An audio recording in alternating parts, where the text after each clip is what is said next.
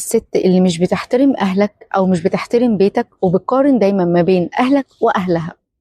الست اللي بتحبك هتعرف كويس جدا ان هي تحترم اهلك حتى لو كان في خلاف ما بينهم.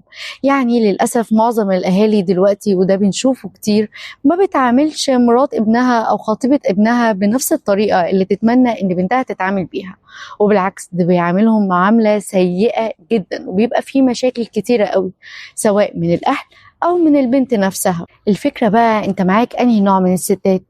النوع اللي لما تلاقي مشكلة أو خلاف تقدر إن هي تتعامل معاه أو تتجنبه وتبعد عنه وما تعملش مشاكل أصلا، أو حتى تقطع علاقتها أصلا بعيلتك وبأهلك وما علشان ما تدخلش في أي مشاكل وتسيبك منك ليهم تختلصوا مع بعض؟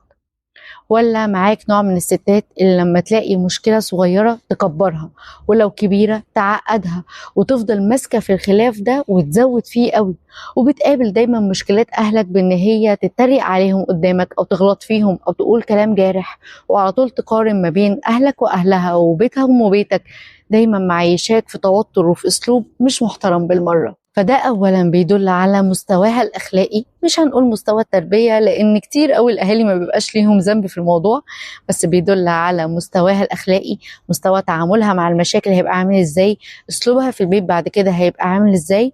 واعرف كويس إن انتوا لو اتجوزتوا هتفضل عايش في توتر وضغط مستمر وهتحس إن انت ما بين نارين.